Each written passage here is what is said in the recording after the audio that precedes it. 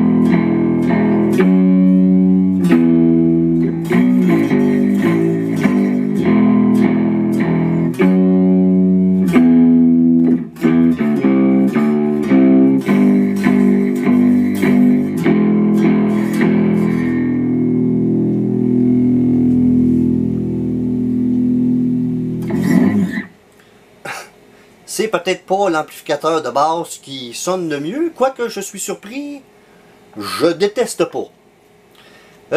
Il y a effectivement, sur celui-là en particulier, comme je l'avais montré pour la guitare, il y a un interrupteur pour imiter une version à place, comme là où il est présentement, c'est une version comme si je l'avais acheté neuf, en 1953 et que je jouerais au travers, et avec l'interrupteur, ça le change comme si c'était un amplificateur de 1953 et qui joue depuis 1953.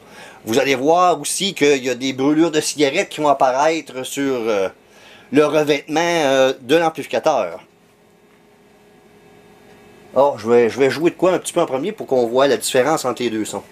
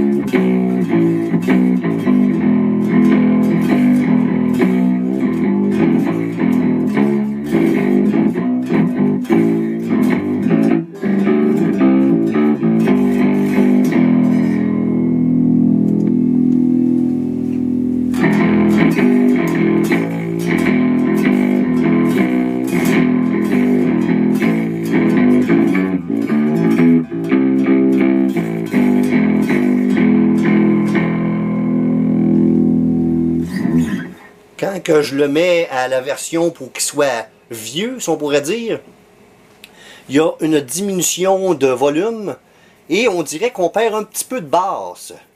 Et une légère augmentation de... Comment je pourrais dire? Est-ce que je pourrais appeler ça de la distorsion? Il y a comme, en tout cas,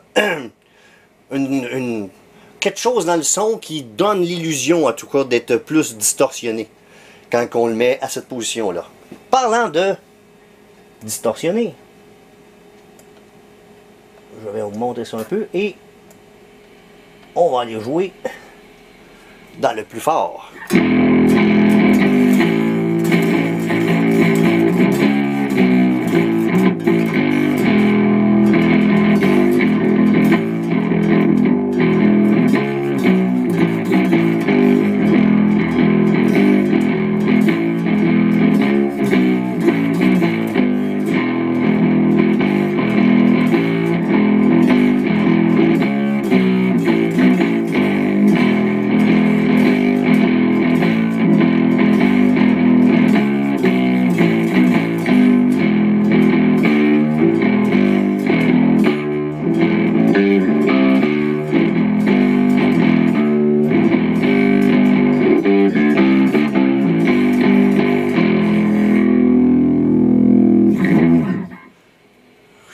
Pas beaucoup de, il est pas dans, il est pas au maximum, mais il y a déjà beaucoup de distorsion. On va le mettre à vieux, entre guillemets.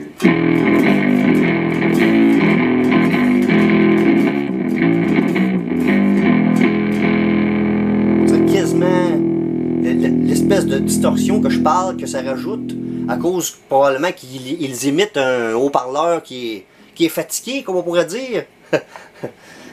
C'est comme quasiment comme s'il y avait un fuzz en avant, tu sais.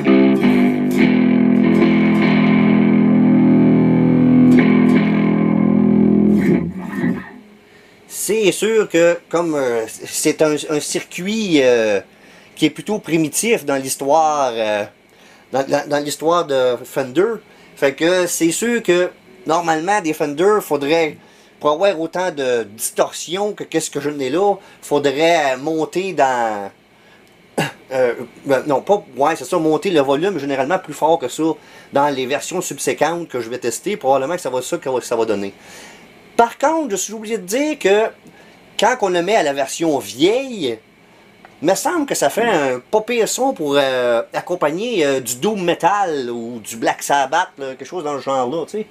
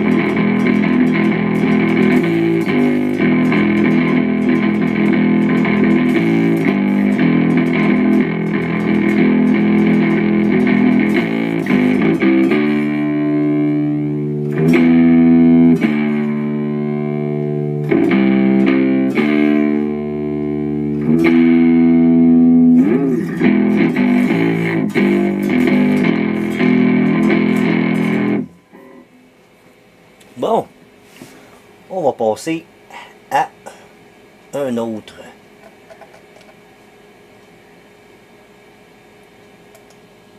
Bassman. Celui-ci, c'est un Bassman 1959. Celui-ci, encore une fois, il est très connu autant pour la guitare que pour la basse. Cet amplificateur-là, c'est encore une fois un combo comme l'autre d'avant, c'est-à-dire que tout est dans la même boîte, c'est pas de l'amplificateur séparé des haut-parleurs. Et dans ce cas-ci, on parle de 4 haut-parleurs de 10 pouces ou de 25 cm chacun. Je crois que je vais baisser un petit peu le volume pour essayer d'avoir un son clean entre guillemets.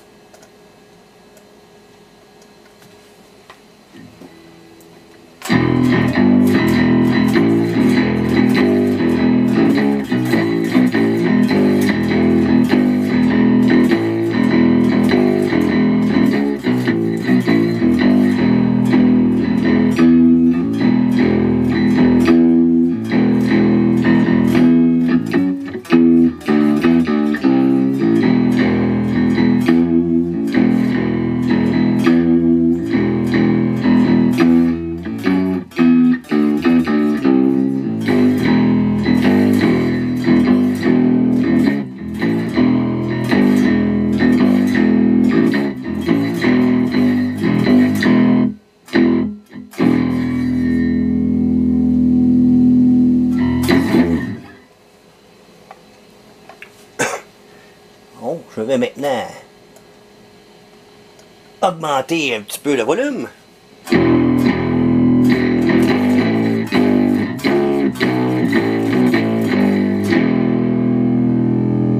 Il y a plus de distorsion, mais il y en a moins que l'autre amplificateur que je venais de tester juste avant.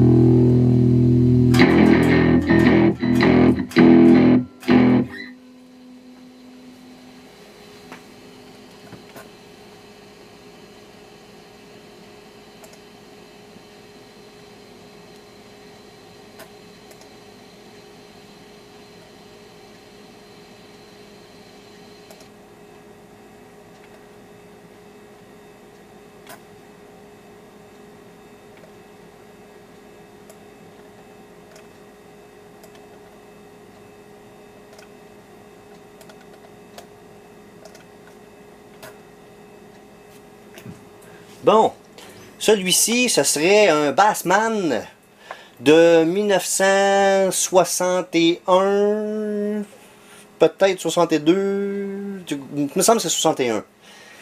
Là, on est rendu que les bassman étaient rendus séparés, c'est-à-dire qu'il y avait ce qu'on appelle dans le jargon une tête, ou l'amplificateur lui-même, séparé du câble ou des haut-parleurs. Les deux haut-parleurs, parce que là présentement il sort par deux haut-parleurs de 15 pouces ou de 38 cm.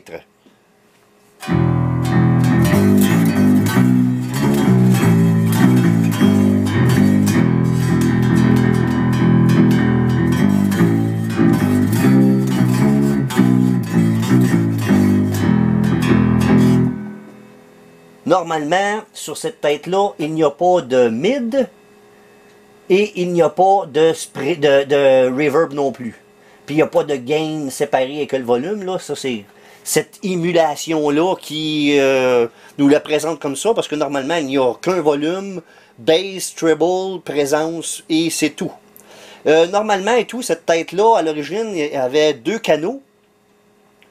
Le canal normal et le canal basse, justement. Là, je sais pas, est-ce que jusqu'à quel point moi je joue avec ma guitare, ça sonne bien. Est-ce que c'est prévu, est-ce que c'est le canal de basse qui est modelé là? Ça, c'est une autre paire de manches. Je trouvais qu'il manquait un petit peu de montant.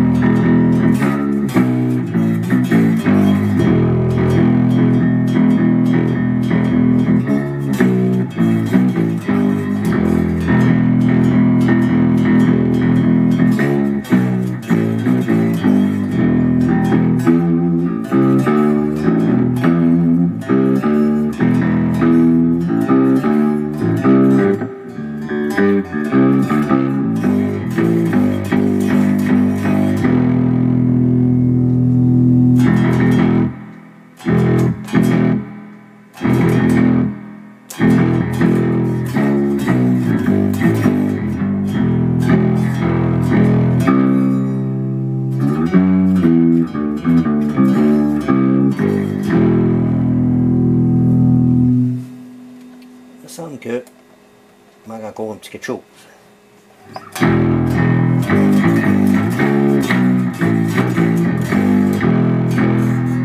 Bon, c'est bien.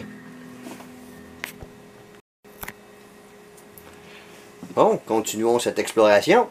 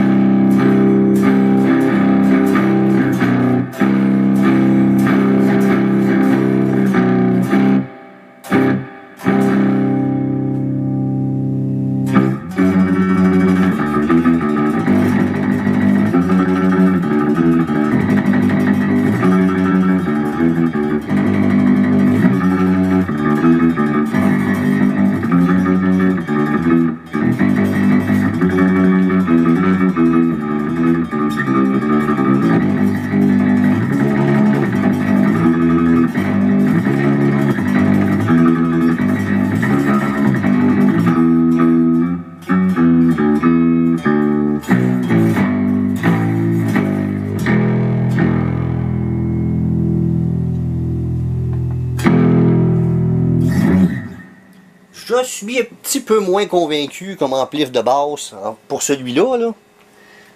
Bon, on va maintenant... On va aller voir si on est capable de faire de quoi d'un peu plus puissant. Je sors un petit peu trop fort.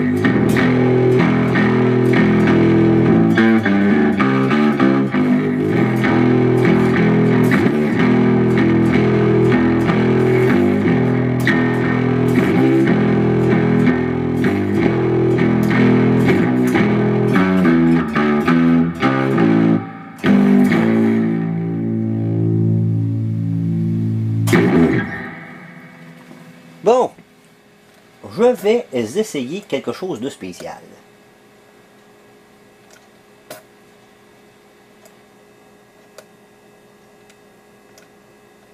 Bon, je vais lui mettre une pédale de basse en avant.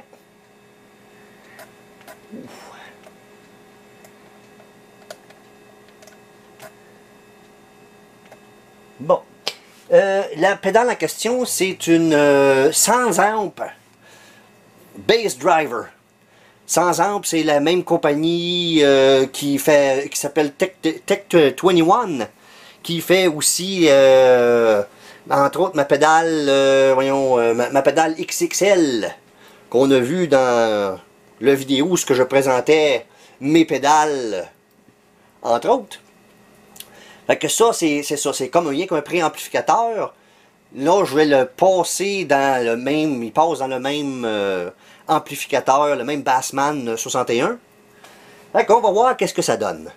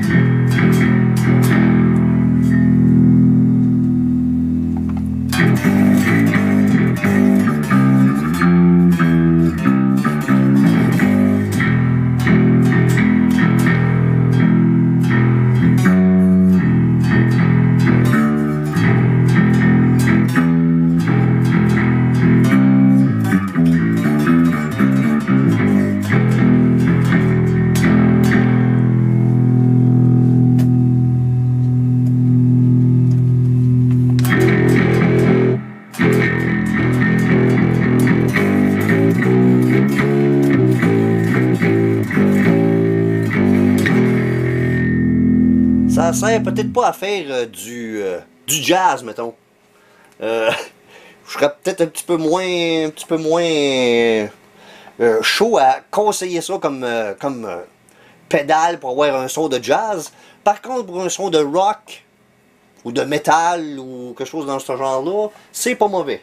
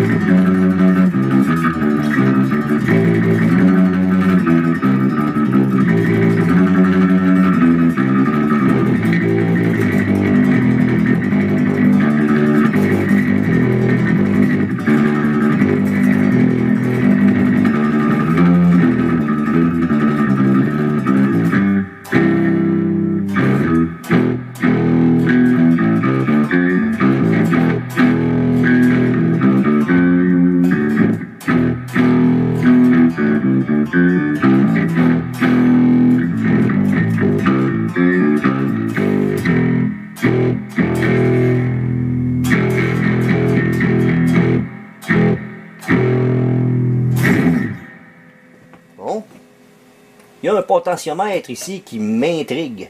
Le blend.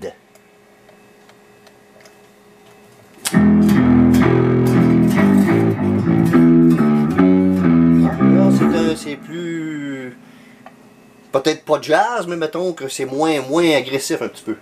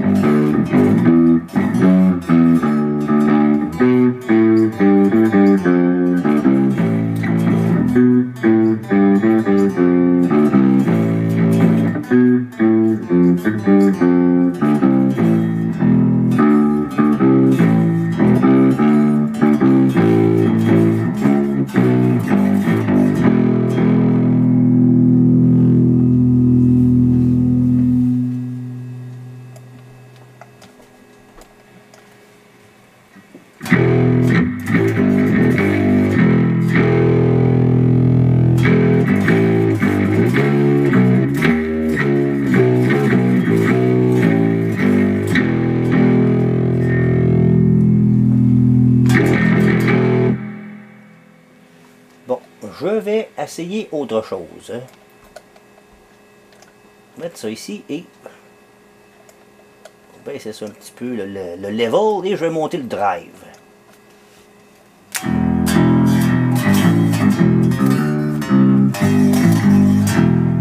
Oh.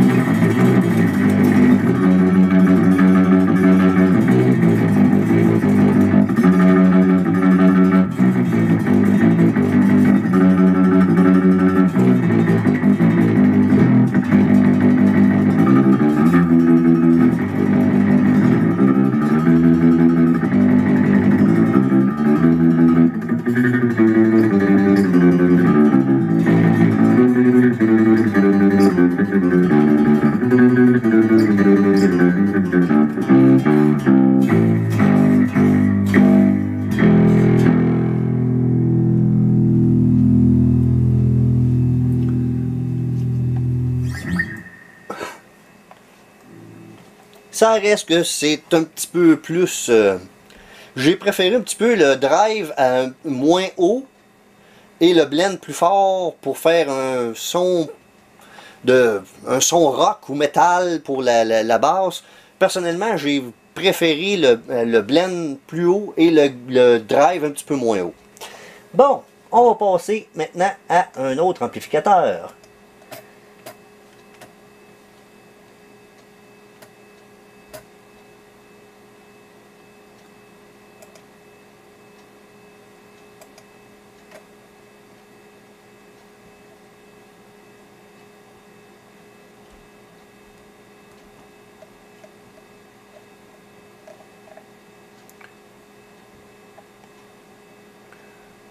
Bon,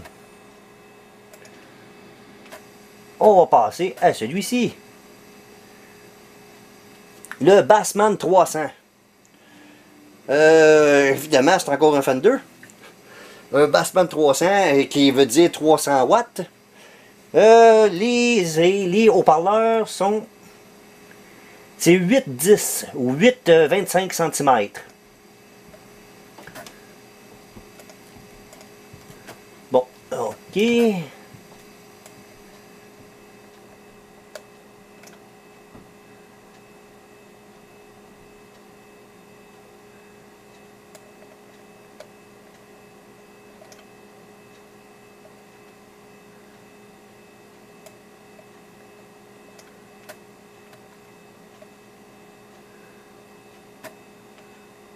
Il y a beaucoup de boutons là-dessus. Il y en a là-dedans que, tu sais, vu que je suis plus guitariste que je suis plus guitariste que bassman, que bassiste, mettons, que il y en a qui sont un petit peu ésotériques pour moi, là.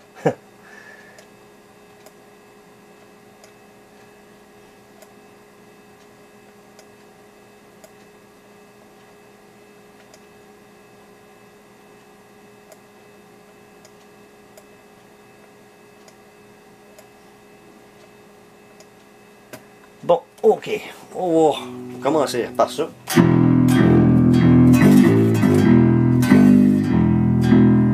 Il y a apparemment 2 canaux là-dessus, mais je ne sais pas comment qu'on fait pour aller vers un ou vers l'autre. Il y a même un potentiomètre qui fait un mix entre les deux. On va mettre ça comme au milieu.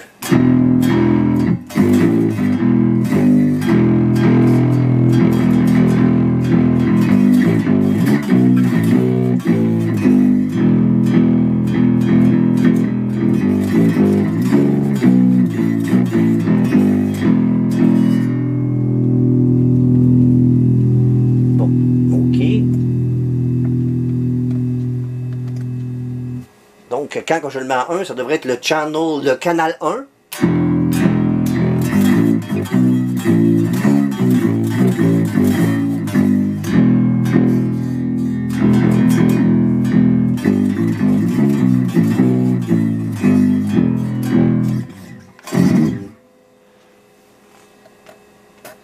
Je vais maintenant activer l'égalisateur.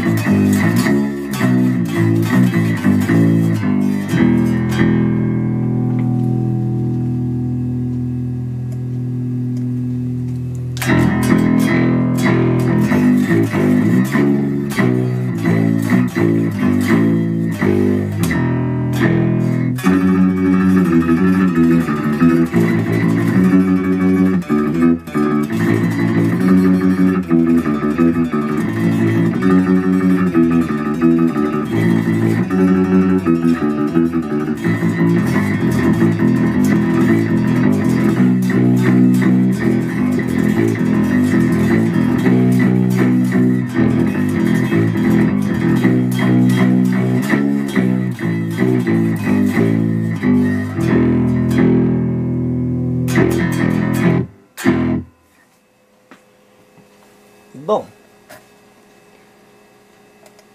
je vais maintenant désactiver l'égalisateur.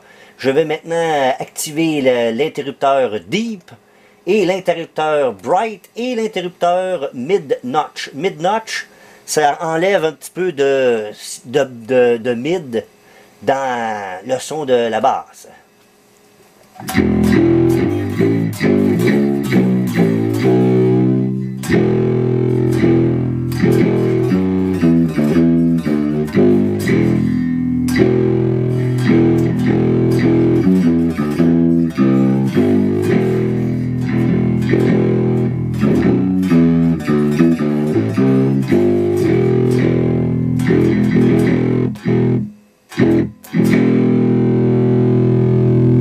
Ça a rajouté pas mal de distorsion. Bon, on va enlever ça. Je m'en vais maintenant complètement dans le canal numéro 2. Yeah.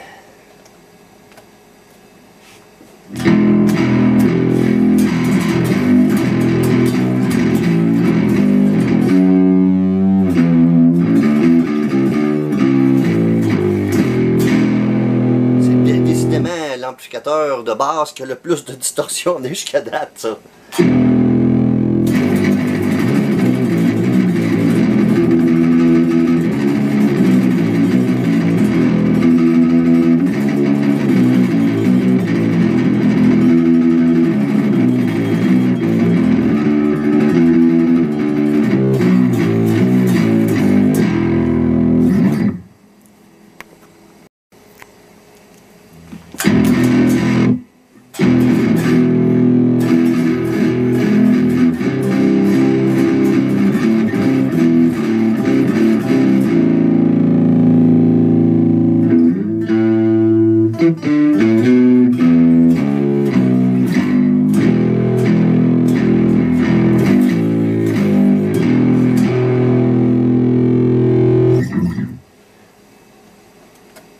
le compresseur est engagé.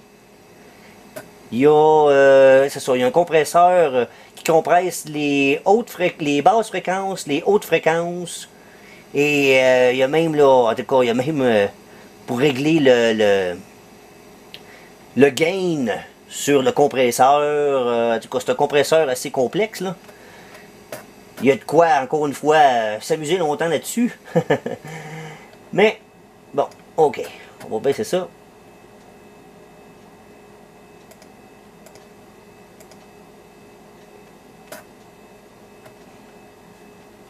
Et là, j'ai actionné les trois interrupteurs Deep, Bright et Mid-Notch.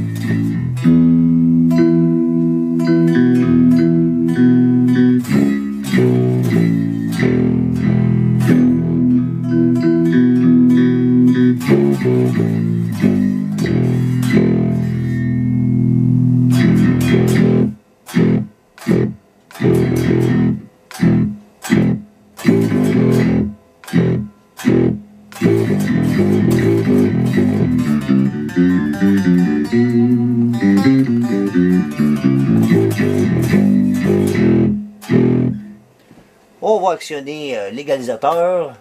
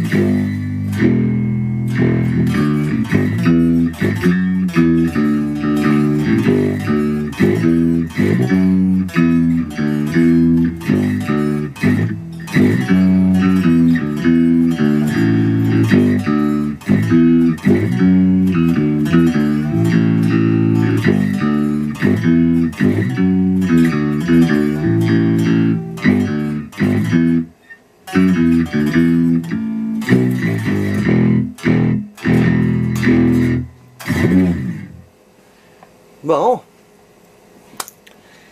on va dire que je vais terminer mon essai d'aujourd'hui ici. Il ne reste plus qu'à vous dire un dernier mot de la fin.